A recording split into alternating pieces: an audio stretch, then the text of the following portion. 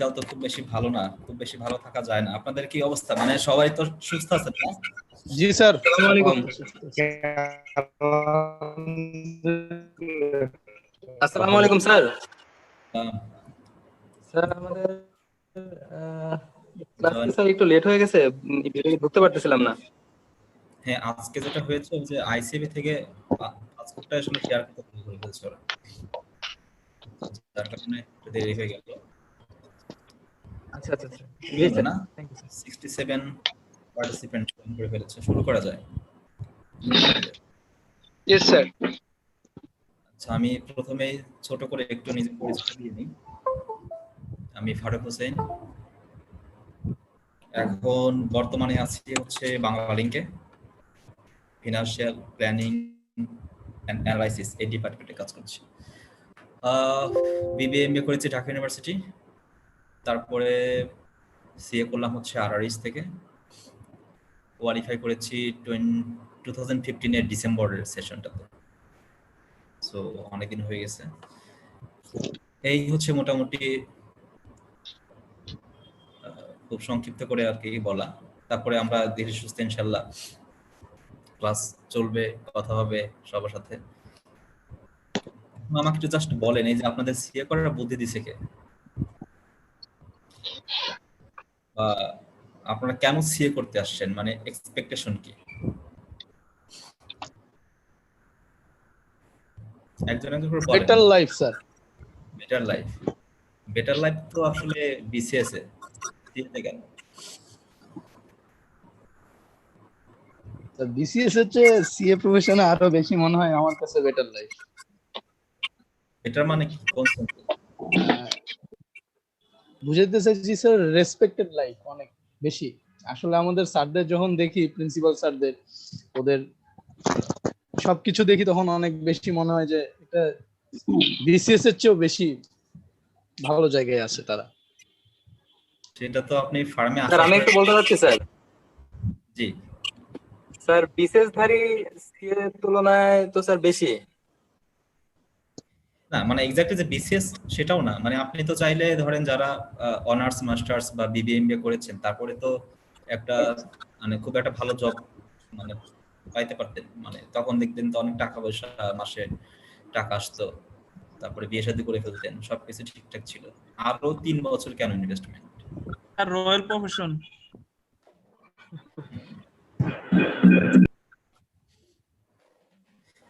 সত্যি করে বলেন, মানে আসলে মানে আপনাকে কি ইন্সপায়ার করছে আসলে এই সিএ তে আসার জন্য? স্যার আমি বলি, স্যার আমি যখন ক্লাস 9 এ পড়তাম, ফার্স্ট আমার একটা টিচার ছিলেন, হাউস টিউটর বাবুল রয়। উনি রিটায়ার্ড ছিলেন, উনি গ্রামীণ ব্যাংকে জব করতেন, উনি রিটায়ার্ড। আমাকে ম্যাথ করাতেন ক্লাস 8 এ থাকতে। স্যার উনি আমার সামনে গল্প করতেন, কমার্স পড়লে চার্টার্ড অ্যাকাউন্টেন্ট হওয়া যায়, চার্টার্ড অ্যাকাউন্টেন্ট হলে এই হয় ওই হয়। উনি যখন জব করেছেন, উনি অনেক চার্টার্ড অ্যাকাউন্টেন্টদের দেখেছেন, উনি একজন অ্যাকাউন্টেন্ট ছিলেন। স্যারের কাছে শুনে শুনে অনেকটা স্বপ্নই দেখে ফেলি। স্যার 9-10 স্যারের কাছে অ্যাকাউন্টিং শিখেছি, আলহামদুলিল্লাহ পড়েছি। স্যার তখন থেকেই স্বপ্ন দেখতাম যে সিএ করব, চার্টার্ড অ্যাকাউন্টেন্ট হব। যদিও স্যার 2018-তে আমার এমবিএ শেষ হয়, কিন্তু আব্বু অসুস্থ থাকায় আমি 18-তে ঝিনাইদহেই থেকে যাই, ইসলাম বিশ্ববিদ্যালয় থেকে লেখাপড়া করেছি। তারপরে স্যার আব্বু একটু সুস্থ হলে 2020 সালের স্যার জানুয়ারিতে আমি সিএ পড়া স্টার্ট করি, অর্থাৎ আমার স্বপ্নের পথে আমি ফিরে আসি। যদিও মাঝে কিছুদিন স্যার ব্যাঘাত ঘটেছিল। স্যার এটা আমার সিএ পড়ার বা সিএ পড়তে আসার অনুপ্রেরণা, উৎসাহ, ভালো লাগা, ভালোবাসা, এটাই স্যার। Very good. আর আর কেউ কিছু শেয়ার করতে চান? আচ্ছা, এখন আপনারা স্যার আমি বলি একটু আমার। Sure please. আমি মেহেদী হাসান। অ্যাকচুয়ালি আমার এই প্রফেশনে সিএ প্রফেশনটা চুজ করার কারণ, আমার হোম ডিস্ট্রিক্ট হচ্ছে মানিকগঞ্জ। তো উনি হচ্ছে আমার বাসার হোম ডিস্ট্রিক্ট মানিকগঞ্জ। আর আমার বাসার পাশে একজন এফসি আছে, হয়তো অনেকে চিনে, এ কাশেম এন্ড কং এর partner Mohammad Motaleb Hossain sir, FCA উনি। আসলে উনি যে স্ট্রাগল করে এই একটা লেভেলে আসছে, এটা খুব কাছ থেকে দেখেছি তো, এবং ওনাকে তো এখনো দেখি ওনার যে আপনার সামাজিক গ্রহণযোগ্যতা বলেন, প্লাস আরো অনেক কিছু, তো এই ওনাকে দেখে আসলে একটু ইন্সপায়ার্ড হয়েছে এই এই জায়গাটায় আসার জন্য। Very good. না, মোতালেব ভাইয়ের সাথে আমার মনে হয় 2বার না 3বার মিটিং হয়েছিল। তখন এয়ারটেল ছিল বাংলাদেশে, এখন তো নাই। এখন তো রবির সাথে মার্জ হয়ে গেছে। হ্যাঁ তো হ্যাঁ হ্যাঁ এয়ারটেল হ্যাঁ হ্যাঁ। মার্জ হওয়ার ঠিক আগে আগে একটা কাজ মানে কাজ করা লাগতো। তখন আরআরএসি আসলে মেইনলি কাজটা শেষ পর্যন্ত করা হয় নাই, বাট করার প্ল্যান চলতেছিল। তখন ওনার সাথে মিটিং হয়েছিল। ভেরি গুড, আপনারা অল্প অল্প করে শেয়ার করলেন। বেসিক্যালি এই যে ইনিয়ে বিনিয়ে প্যাশন বলেন বা অনেক রেসপেক্ট আছে, এই সেই যত কথাই বলেন, আপনারা আসলে ভিতরের কথাটা বললেন না কেউই। আমি বলে দিচ্ছি আপনারা কেন আসছেন সিএতে। আপনারা আসছেন হচ্ছে 1 মিনিট, 1 সেকেন্ড।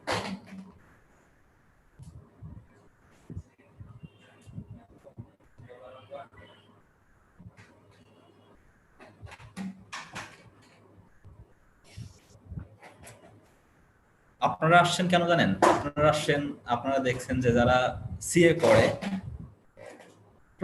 প্রথমেই হচ্ছে আপনাদের অ্যাট্রাক্ট করছে, যেটা আই ফিল যে এটা সিএ পাস করলে অনেক টাকা। সত্যি কথা যেটা, এখন আপনারা এটা বলতে লজ্জা পাচ্ছেন বা হয়তো একটু ঘুরিয়ে বলতেছেন। তো আপনারা আপনাদেরকে মেইনলি অ্যাট্রাক্ট করছে এটা অনেকটা মানে জি স্যার, মনের কথা বলে দিয়েছেন স্যার। 100% রাইট। তো আপনাদের কাছে মনে হচ্ছে সিএ কোয়ালিফাই করার পরে প্রচুর টাকা হবে, মাসে অনেক টাকা বেতন, লক্ষ লক্ষ টাকা বেতন হবে।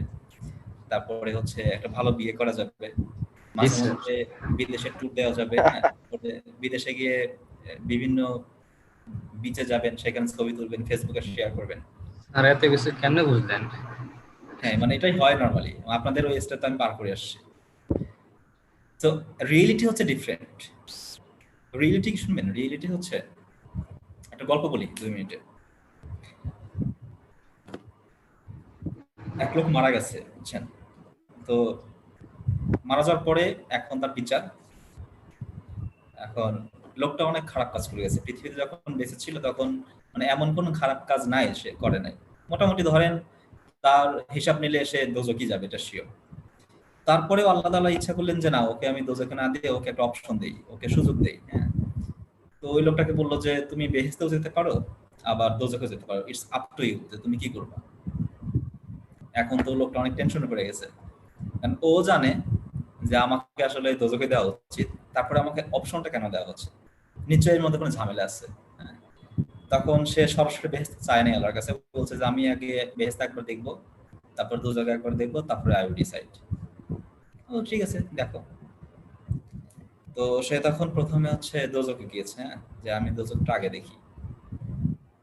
দোজখে গিয়ে দেখে যে দোজখের যে মানে গেটের যে প্রহরী ছিল, সেই গেটটা খুলে দিল। সে ভিতরে গিয়ে দেখে সবাই হচ্ছে গান গাচ্ছে, নাচতেছে, খুব আমোদ ফুর্তি করতেছে, মানে মদ খাচ্ছে, হ্যাঁ, যার যেমন ইচ্ছা, মানে আশেপাশে কনসার্ট হচ্ছে, মানে খুবই উৎফুল্ল একটা পরিবেশ।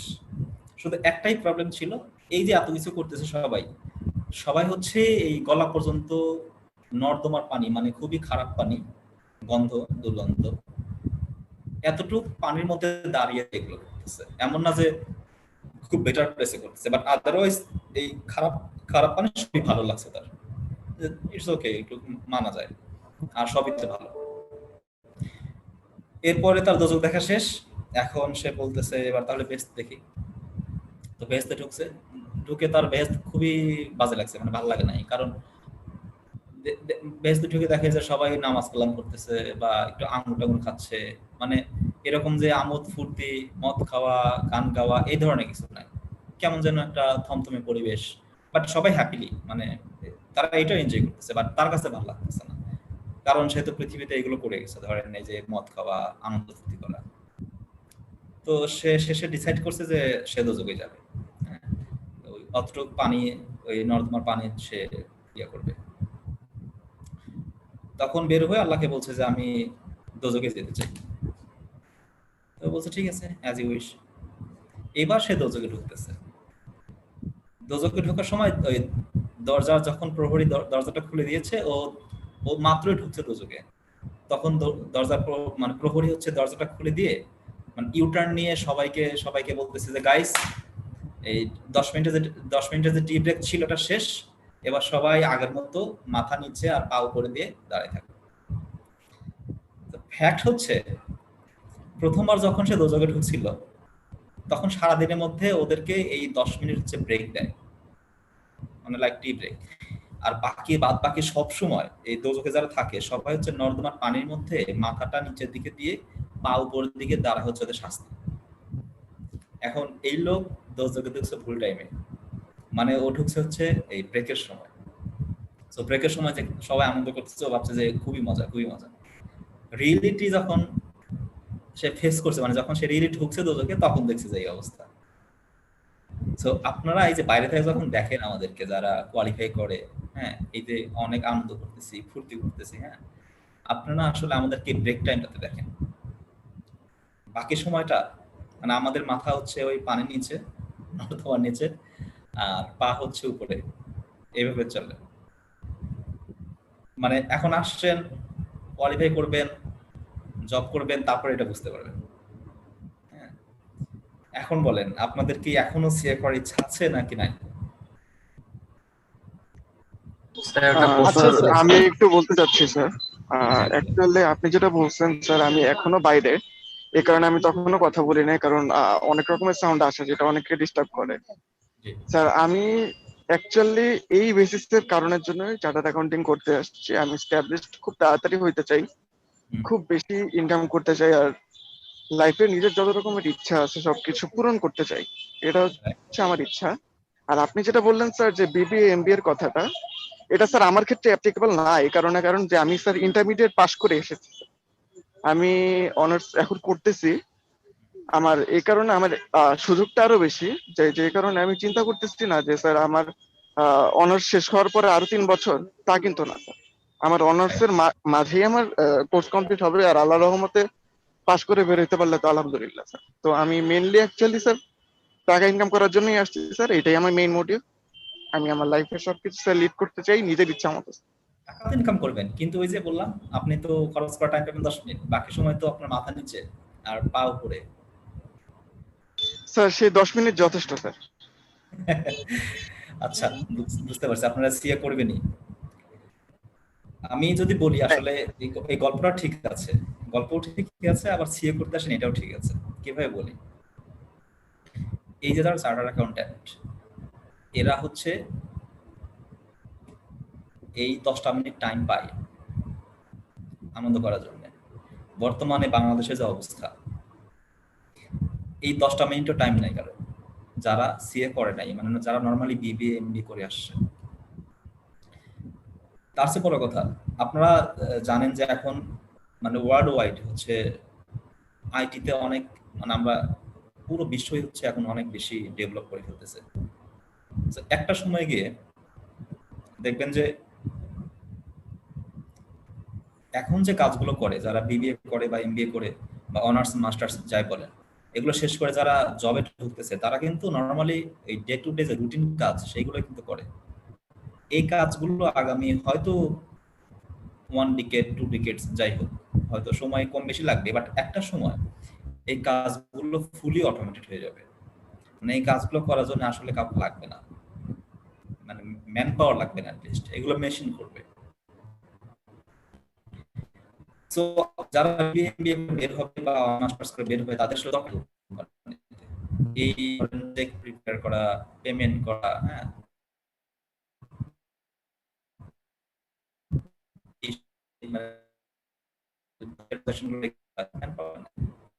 হচ্ছে একজন করবে, তখন কোম্পানি বলি আমরা, এগুলো অটোমেট করা যায় কোনগুলা, যেগুলোতে ধরেন কোনো জাজমেন্ট দেওয়ার দরকার হয় না, যে ডে টু ডে রুটিন কাজগুলো সে অটোমেটিক করে ফেলবে। বাট আপনি যখন জাজমেন্ট দেওয়ার দরকার হবে, তখন কিন্তু ব্রেন কাজ করাতে হবে, তখন আপনাকে এর ব্যাক এন্ডে গিয়ে অনেক কিছু অ্যানালাইসিস করতে হবে, পারিপার্শ্বিক অবস্থা, সিচুয়েশন কি, হ্যাঁ, তো এইগুলো সবকিছু মিলেই হচ্ছে আপনাকে ডিসিশনটা ওকে দিয়ে দিতে হবে, সে হচ্ছে ওই ডিসিশন ধরে কাজ করবে system. So you have to be a decision maker in future. এমন না যে আপনার ডে টু ডে কাজ করার জন্য লোক দরকার। সিএ করতে আসলে বা সিএ করে কোয়ালিফাই করার পরে আপনি যে পোস্টগুলো হোল্ড করবেন ফিউচারে, সেটা হচ্ছে ডিসিশন মেকিং পোস্ট। মানে এইগুলোতে আপনার ওই ডে টু ডে কাজ করার দরকার নাই। আলটিমেটলি তখন যতই এই আইটি ইমপ্লিমেন্ট করুক বা ডেভেলপ করুক, সিস্টেম যত অটোমেটেড হোক, একজন ডিসিশন মেকার থাকতেই হবে এবং আপনাকে সেই ডিসিশন মেকার হতে হবে। এটা হচ্ছে fact, first of all. Secondly আমাকে বলেন তো, এখন তো অনেকেই আমি দেখলাম যে ধরেন লাস্ট 5-7 বছরে সিএ করতে আসার ট্রেন্ড অনেক বেড়ে গেছে। হয়তো ওই যে ব্যাক এন্ডে এইসব জিনিসই কাজ করতেছে, ধরেন বিবিএ এমবিএ করার পরে বা অনার্স মাস্টার্স করার পরে ইজিলি চাকরি পাওয়া যায়, হ্যাঁ, বাট চাকরিতে আসলে প্রমোশনের ব্যাপারটা বা পজিশনটা খুব বেশি দূর যাওয়া যায় না। হয়তো প্রথম 5-6 বছর ঠিক আছে, প্রমোশন হচ্ছে একটা সময় আটকায় যায়, কারণ সে ওই যে ডিসিশনগুলো মেক করতে পারে না, যার কারণে তাকে ডিসিশন মেকিং পজিশন নিতে পারে না কোম্পানি চাইলে। অনেক এক্সপিরিয়েন্স আছে বাট তাকে ওই পজিশন নিতে পারে না। সো এসব জিনিস চিন্তা করে অনেকে এখন সিএ প্রফেশন আসতেছে। আবার অনেকেই বিবিএ এমবিএ করার পরে জবে ঢোকার পরে 2 বছর 3 বছর 4 বছর জব করতেছে। করার পর সে যখন রিয়েলিটি দেখে যে এখানে আমি 3 বছর ইনভেস্ট করলাম, ফাইন, বাট আমি কি দেখতেছি যারা আমার সামনে আছে, যারা এখানে 15 বছর ধরে চাকরি করতেছে বা 20 বছর হয়ে গেছে, বাট তাদের কোনো প্রমোশন নাই, পজিশনে কোনো চেঞ্জ নাই, একই কাজ করে যাচ্ছে, because of they don't have any professional degree. এটা যখন সে 2 বছর 3 বছর পর রিয়েলাইজ করতেছে, আমি অনেকে দেখেছি যে তারপরে জবটা ছেড়ে দিয়ে আবার সিএ করতে আসছে, বা আইসিএবি পাশাপাশি করতেছে, একটা প্রফেশনাল ডিগ্রি তারা নেওয়ার চেষ্টা করছে, তারা রিয়েলিটি বুঝতেছে। এখন কোশ্চেন হচ্ছে, সবাই যদি এরকম সিএ করতে আসতে থাকে, এবং এটা তো পারতেছে, জাস্ট 1 মিনিট।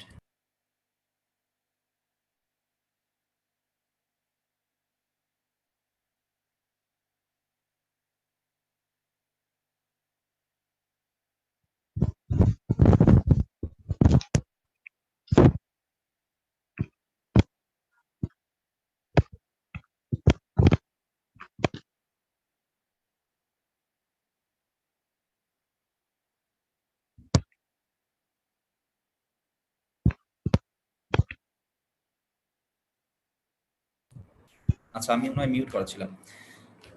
সো এখন আমরা যেখানে ছিলাম, যে ধরেন এই টেন্ডেন্সি আমাদের মধ্যে বা স্টুডেন্টদের মধ্যে অনেক বেশি দেখা যাচ্ছে, যারা বিবিএ বা এমবিএ শেষ করে তারা এখন সিএ করতে আসতেছে।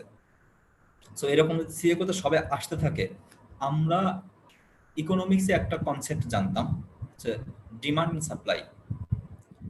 সো আমার কোশ্চেন হচ্ছে, যখন সাপ্লাই বেড়ে যায়, হ্যাঁ, তখন কিন্তু ওই প্রোডাক্টের দাম কমে। এখন এই যে আমরা সাপ্লাই বেড়ে যাচ্ছে, বেশি বেশি সবাই সিএ করতে আসতেছে, তো একটা সময় গিয়ে ধরেন আপনি সিএ কোয়ালিফাইড করার পরে দেখবেন যে মানে সেরকম দাম পাচ্ছে না, হয়তো মার্কেটে প্রচুর সিএ হয়ে যাচ্ছে, হ্যাঁ, তখন দেখবেন যে আপনাকে আবার স্ট্রাগল করতে হবে, বা এখন যে এক্সপেক্টেড যে স্যালারি সেটাও হয়তো ওরকম পাবেন না। তো তাহলে কেন সিএ করতে আসছেন?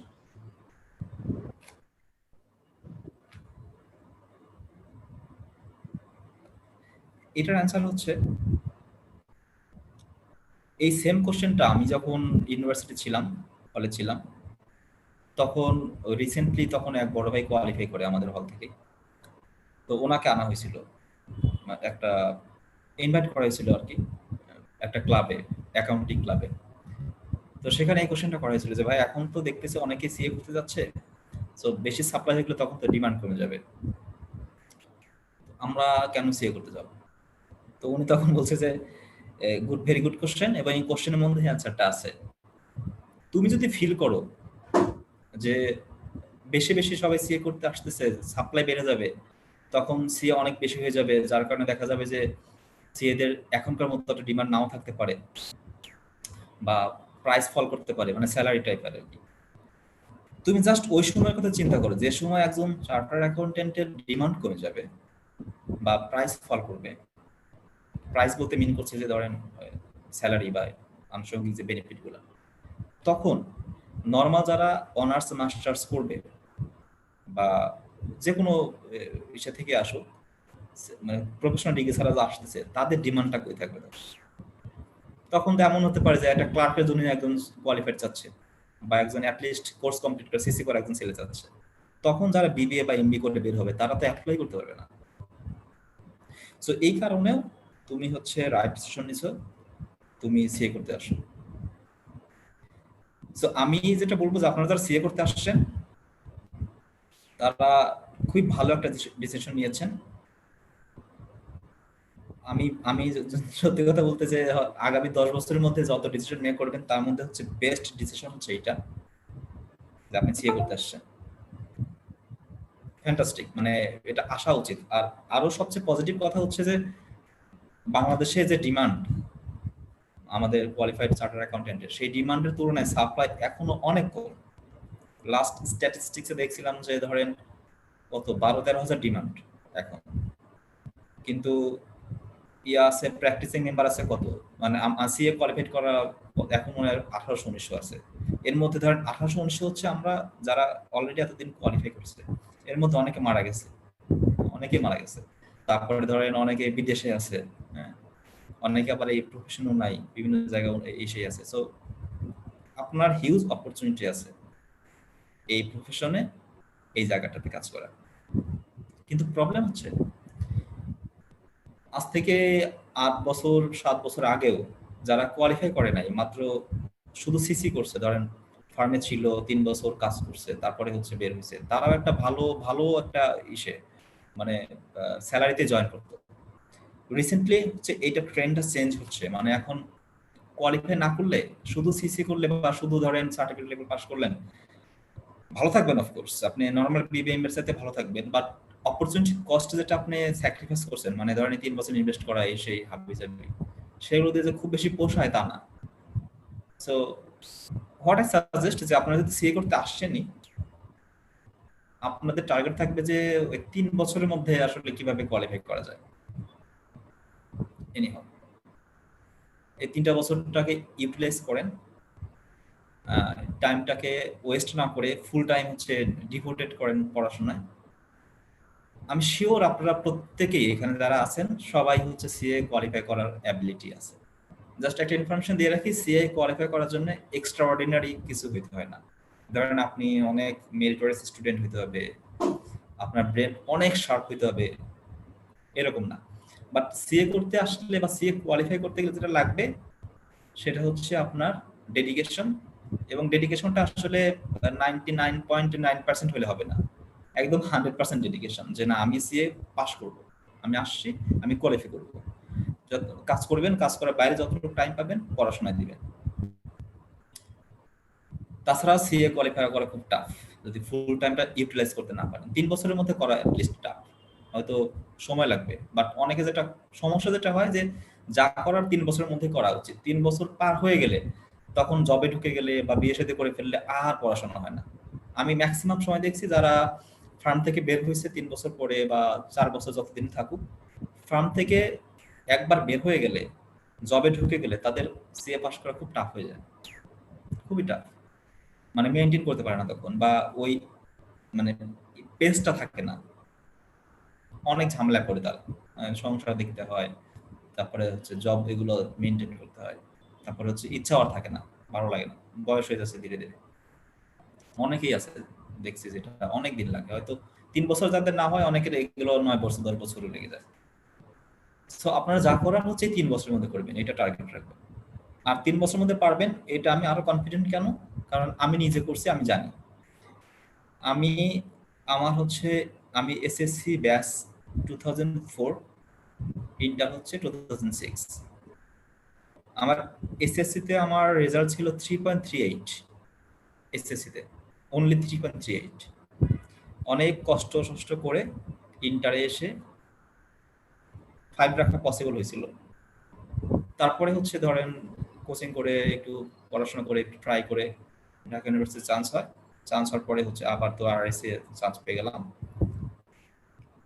ফুল আমাদের যতগুলো কোর্স আছে ধরেন সার্টিফিকেট লেভেল বা অ্যাপ্লিকেশন লেভেল, অ্যাডভান্স লেভেলে, শুধুমাত্র একবার আমি একটা কোর্সে ফেল করছিলাম, এটা হচ্ছে আপনার অ্যাপ্লিকেশন লেভেল লতে। সো আমার মতো একটা অ্যাভারেজ স্টুডেন্ট, আমি কিন্তু অ্যাভারেজ, ভেরি অ্যাভারেজ স্টুডেন্ট, আপনি বুঝতেই পারতেছেন যে আমার রেজাল্টও খুব বেশি ভালো ছিল না।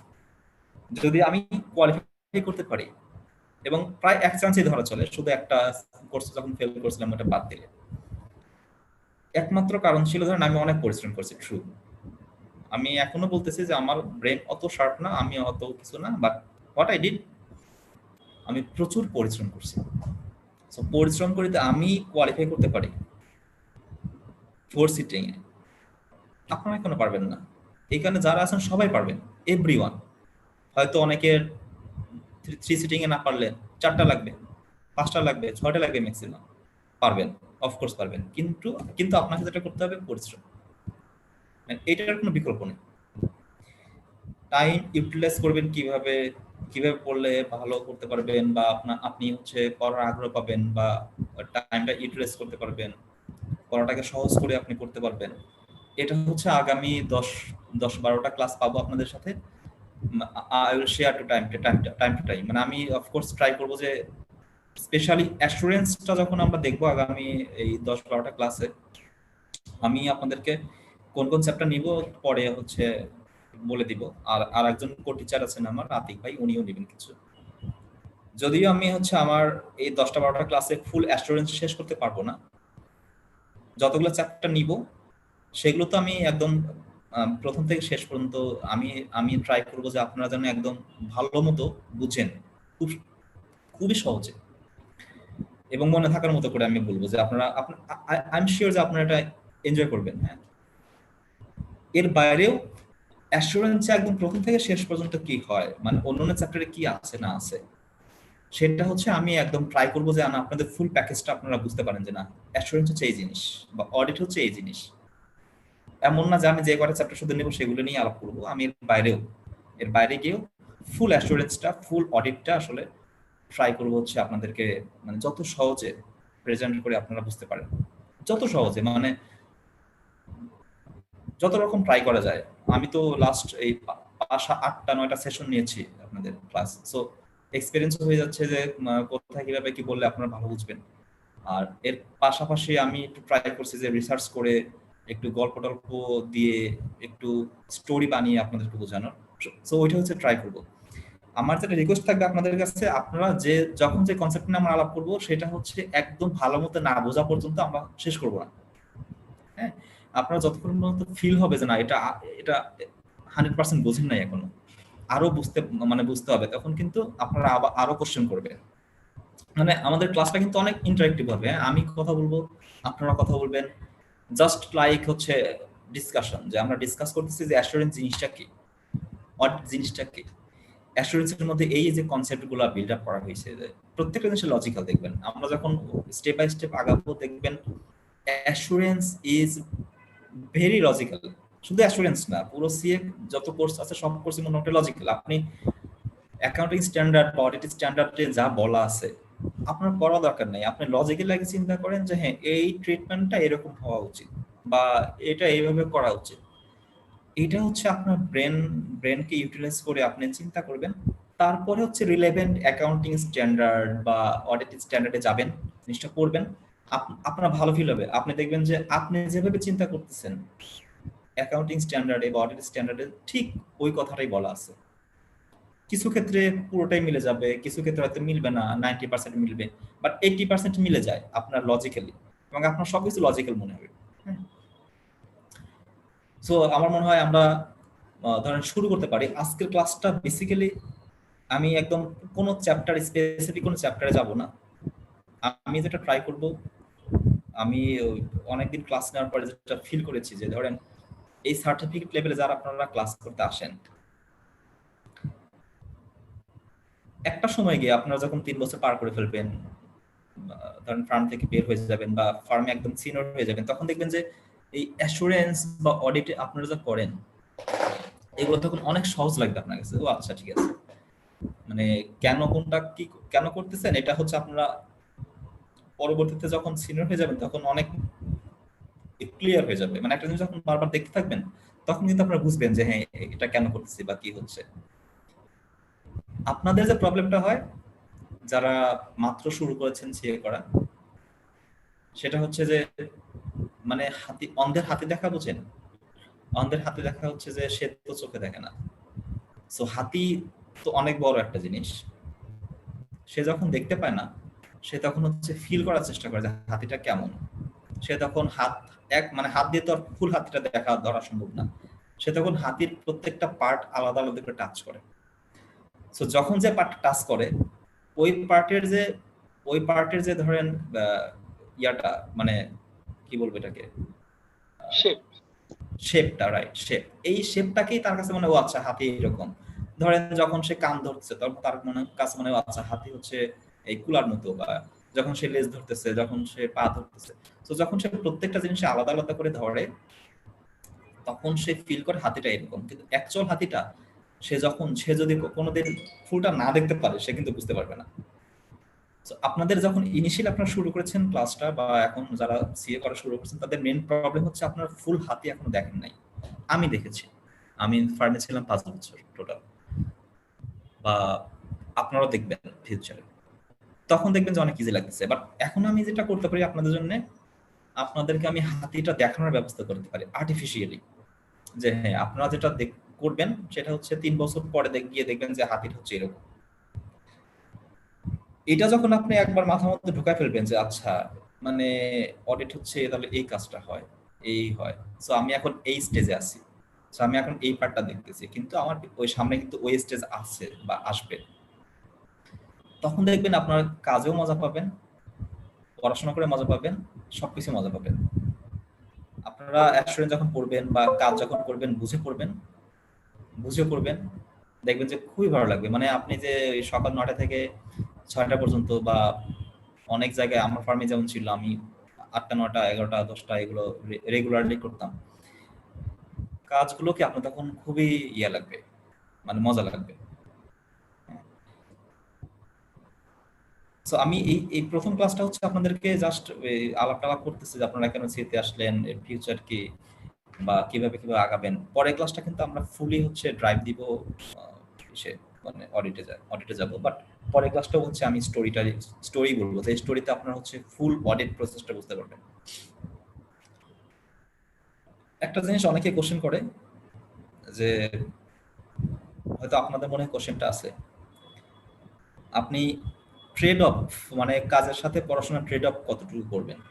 অনেকে বলে যে বেশি কাজ করে অনেক টাইম যদি ওইদিকে ইনভেস্ট করি, আমি পড়াশোনার টাইম না দিলে পাস করতে পারবো না, সো আমার হচ্ছে পড়াশোনাটা মেইন। সো আমি একদম খুবই নর্মাল একটা ফার্মে জয়েন করবো যেখানে কাজ করবো না, 2-1টা অডিট করে সারাক্ষণ বসেই থাকি, সেইখানে পড়াশোনা করে আমি পাস করবো। এই কনসেপ্ট খুবই বাজে কনসেপ্ট। যে ফার্মে আপনি জয়েন করে থাকেন, আপনি চাইলে ওই ফার্মে আপনি কাজ করতে পারবেন, এবং আপনি কাজ করতে চাইলে আপনাকে কেউ না করবে না। যদি আপনি পারফর্ম করেন, আপনি আগ্রহ দেখান, আপনি সিনিয়র বলেন, ম্যানেজার বলেন, পার্টনার বলেন, আপনাকে কিন্তু আগ্রহ করে কাজ দিবে। এখন কোশ্চেন হচ্ছে যে আপনি কাজ করবেন কি করবেন না। আমাকে যদি কোশ্চেন করেন যে কাজ করাটা ইম্পর্টেন্ট কিনা, আমি বলবো অফকোর্স, এবং আমার কাছে মনে হয় কাজ করাটাই বেশি ইম্পর্টেন্ট। কেন আপনাকে বলি, ধরেন একজন বাংলাদেশে তো অনেক ডক্টর আছে তাই না, সবাই কিন্তু এমবিবিএস করেই হচ্ছে ডক্টর হয়েছে, এমন না যে কেউ পড়াশোনা না করে ডক্টর হয়েছে। তারপরে দেখবেন যে প্রাণগোপাল এত বিখ্যাত কেন, সে শেখ হাসিনার পার্সোনাল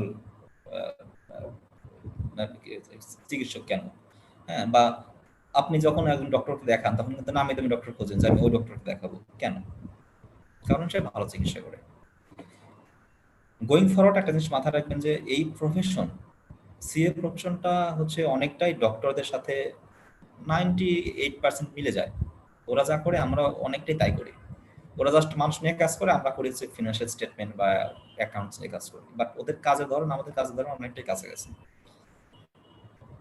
এখন মনে করেন দুজন স্টুডেন্টের এক্সাম্পল দিই। একজন হচ্ছে দুজনই এমবিবিএস করে বের হয়েছে, হ্যাঁ।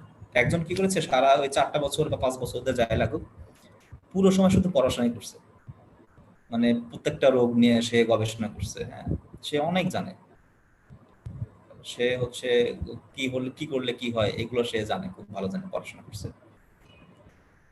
আর একজন কি করছে, যে এগুলো পড়াশোনা করছে, হ্যাঁ, সে হয়তো তার মতো অত রিসার্চ অত কিছু করে নাই, বাট সে জানে, কনসেপ্টগুলো তার জানা আছে, এবং কনসেপ্ট সে ক্লিয়ার, যে হ্যাঁ কোন রোগের কি ওষুধ বা কোন রোগের কি লক্ষণ, এগুলো সে খুব ভালো জানে। পাশাপাশি এগুলো সে প্র্যাকটিক্যালি ইমপ্লিমেন্ট করছে। ধরেন এই যে যারা এমবিবিএস করে তারা দেখবেন লাশ যারা মারা যায় এই লাশগুলো কিন্তু ওখানে নিয়ে গিয়ে ওগুলো কেটে দেখে যে ভিতরে কি আছে, বডিতে কোথায় কি থাকার কথা, কি কি ইম্প্যাক্ট আছে। এর বাইরেও অনেকে ঢাকা মেডিকেল কলেজে দেখবেন যে পড়াশোনার পাশাপাশি প্র্যাকটিস করে, হ্যাঁ, বা ইন্টার্নি যখন করে তখন তো করে। এখন দুটা স্টুডেন্ট যে শুধু সারা বছর পড়াশোনাই করছে, কোয়ালিফাই করার পরে সেও ডক্টর, আবার একজন পড়াশোনার পাশাপাশি অনেকগুলা প্র্যাকটিক্যালি লাশ কাটছে, লাশ দেখছে, বা ধরেন ইন্টার্নি করছে, বা ডক্টরের সাথে থেকে প্র্যাকটিক্যালি নলেজ গুলো নিছে। এই দুই ডক্টরের মধ্যে ভালো ডক্টর কে হবে? অফকোর্স যে সেকেন্ড জন, যে হচ্ছে পড়াশোনার পাশাপাশি হচ্ছে অনেক প্র্যাকটিক্যালি তার নলেজ আছে।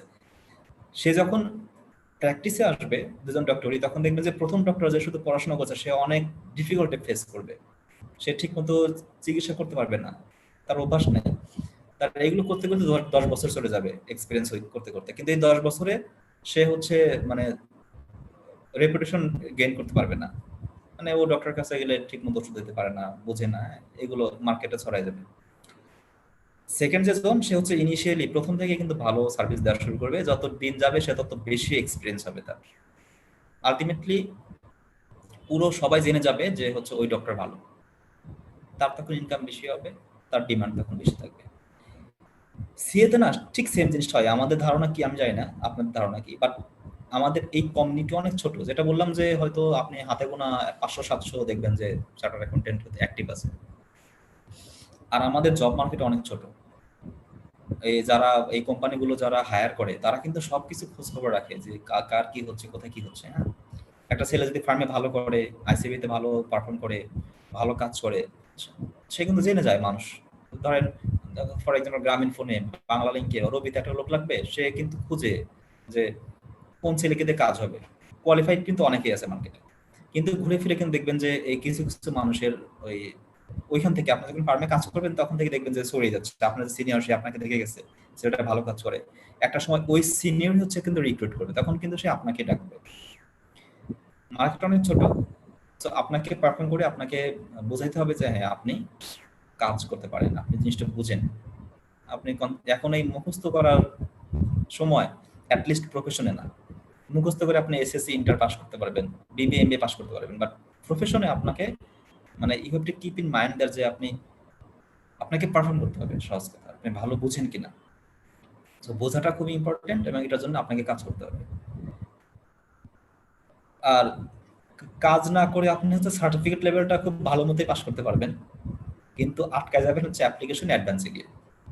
ওখানে যে থিওরিটিক্যাল কথাগুলো বলা, সেগুলো যদি আপনার কাজের এক্সপিরিয়েন্স না থাকে তাহলে দেখবেন যে আপনি আসলে খুবই স্ট্রাগল করবেন, অ্যাটলিস্ট অ্যাডভান্স লেভেল তো অফকোর্স। ভাই জি হালিম ভাই, জি হালিম ভাই, আমি 1-2 মিনিট এসে বিদায় নিচ্ছি, আসতেছি, please let me permission. Halim ভাই আমি আপনার কথা আসতে শুনতে পাচ্ছি, ওনাদের অবস্থা জানি না। আসতেছি, হ্যাঁ একটু অনুমতি চাচ্ছি, আমি আসতেছি। হ্যাঁ হ্যাঁ sure. My dear students, please, কথা তেমন নাই, আমার চেয়ে ভালো আমাদের ফারুক স্যার জানাবেন। তো যেটা বলার যে সেটা হলো যে একটা বিষয় আমি ইনশিওর করি, আপনাদের যে ক্লাসটা সেটা হচ্ছে নেক্সট এক্সামের জন্য। আমাদের ইনস্টিটিউটের ইনস্ট্রাকশন হলো আগে ক্লাস হবে, ক্লাসের লেখাপড়া হবে, আপনি ক্লাস এলিজিবিলিটি সার্টিফিকেট নেবেন, তারপর পরীক্ষার নোটিশ ইস্যু হবে আপনার ব্যাচের জন্য এবং পরীক্ষা হবে। তো ভাই আমরা ক্লাস শুরু করলাম, মে জুনের যে এক্সামটা সেটা হয় নাই, সেটা 19 তারিখে, এটা অন্যদের, এটা আপনাদের না, বাস্তবতা বুঝতে হবে। তো এই জন্য একই বিষয় স্যারদের কাছে আপনারা প্রশ্ন করার দরকার নাই যে স্যার আমরা পরীক্ষা দিতে পারতেছি না, পারবো না। ইনস্টিটিউটও এর পিছিয়ে ওর পিছিয়ে ঘুরে দরকার নাই ইনফরমেশনে, কারণ এটা কাউন্সিলের সুনির্দিষ্ট নির্দেশ যা গেল। তো এটা আপনার বাস্তবতা মানতে হয়, আমি রুড হয়ে বলতেছি না, আপনারা এদিক সেদিক ইয়ে করতেছেন, আপনাদের টাইম লস, এনার্জি লস এবং মানসিক অবস্থা হয়তো একটু ইয়ে হয়ে যাবে, আপগ্রেডেড, বিলো গ্রেডেড। তো এই জন্য এটার আপনি মাথায় নিয়ে নেন, আপনি অবশ্যই ভালো করে লেখাপড়া করেন। এখানে ডিসেম্বর পর্যন্ত ক্লাস হবেই, শুক্র শনিবারে আমরা আরো কিছু হয়তো শেষের দিকে পাস্ট কোশ্চেন সলিউশন দিব, রিভিউ ক্লাস দিব, এবং যে একটা হয়তো সাবজেক্ট ওয়াইজ আমরা পরীক্ষাও নিয়ে নেব, মক টেস্ট অনলাইন। তো এটা একটা ইস্যু। সেকেন্ড ইস্যু যে আমি বলেছিলাম বই নাই, কিছু সব বই আছে ট্যাক্সের বই, এটা আপগ্রেড হচ্ছে ফিনান্স অ্যাক্ট ভ্যাট অ্যাক্ট দিয়ে, এটা হয় পারবার, এটা হয়তো এই মাসে লাস্ট অথবা ফার্স্ট উইক নভেম্বরে পাবেন, আসেন। অন্যান্য আইটির বই নাই, আর টিচাররা যেভাবে পড়ায় এবং সিনপসিস হয়ে গেল, আর অন্যান্য ম্যানুয়ালগুলো অ্যাভেলেবল আছে এবং আরো বেশি করে আসবে হচ্ছে মঙ্গলবার থেকে সবই অ্যাভেলেবল হবে। যেমন কোনোটা 30টা আছে, কোনোটা 65টা, কোনোটায় 250টা, এরকম দেখলাম আজকে আমি ব্যাকলগটা চেয়েছিলাম এবং দেখলাম যেটা। তো এই জন্য বই অবশ্যই নেবেন, যেহেতু বই নেবেন মানে সেটা এখানে থাকলে ওইভাবে সময় নিয়ে আসবেন। গেল 3 নম্বর, যেটা হলো অবশ্যই ক্লাসে আপনারা আনমিউট থাকবেন, এতে ক্লাসটা সলিটারি হবে, সাউন্ডলেস, স্মুথ থাকবে। হ্যাঁ, টিচার আমাদের স্যারেরা কথা বলবেন, যখন আপনি কথা বলবেন তখন মিউট করে নেবেন। এতে আপনার ক্লাস অ্যারেঞ্জমেন্ট আপনার যতদূর সুন্দর করা যায়, বিশেষ করে ক্যাপ্টেন 3 জন, 1 ফিমেল অ্যান্ড 2 মেল রেসপেক্টেড, আর যার সাধারণ ছাত্র যারা আছে ওনারাও।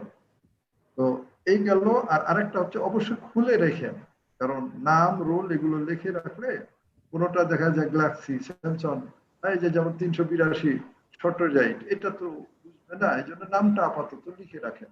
যেমন এডুইন ডিভাস ভাই কি এটা লিখছেন, তো এইভাবে না, নাম অথবা রোল যে কোনো একটা ক্লাস সময়, অন্য সময় আপনি যেমন পার্সোনাল ইউজ করেন, আপনার সেখানে আপত্তি নাই, আমাদের আপনার অসুবিধা নাই।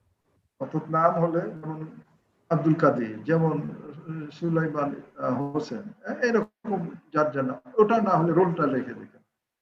এটা কিন্তু আমাদের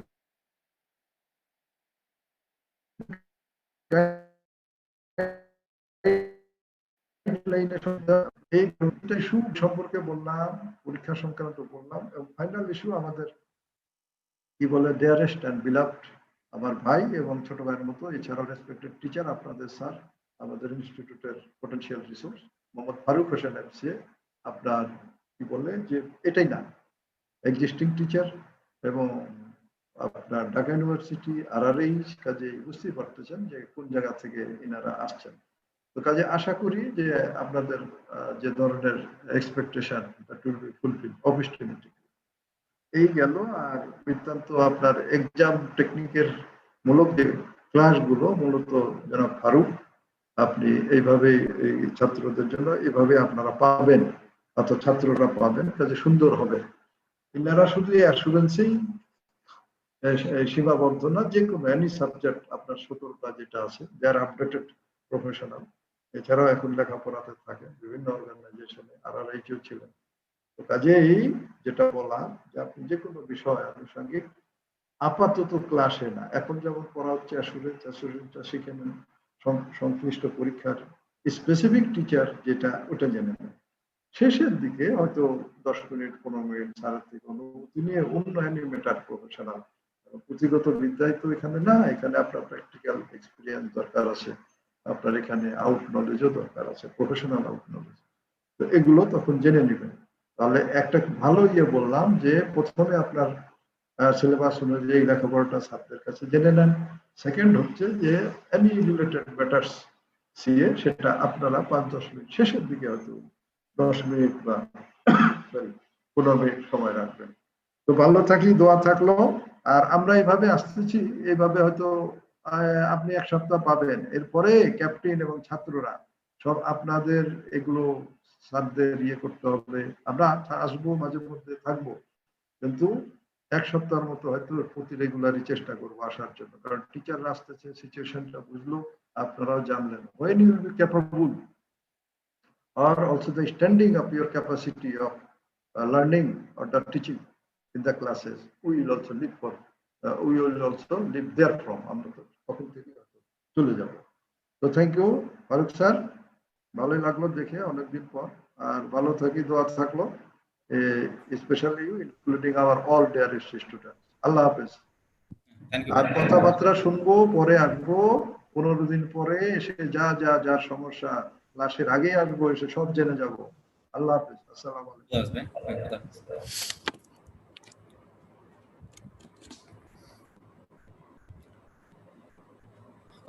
ওকে, আমরা কোথায় যেন ছিলাম?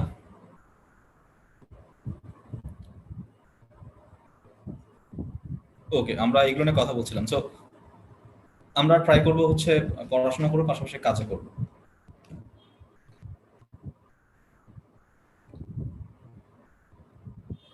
ওকে,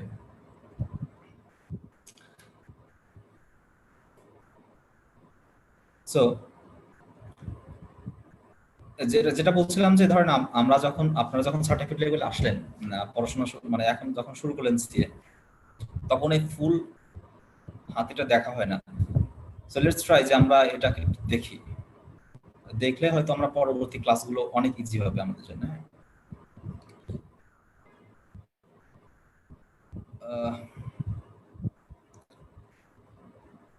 কাজ করি।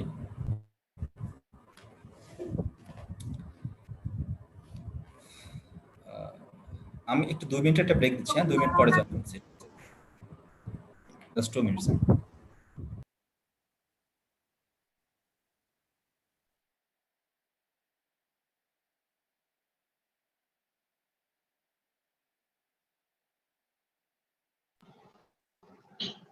আসসালামু আলাইকুম হায়াতুর ভাই।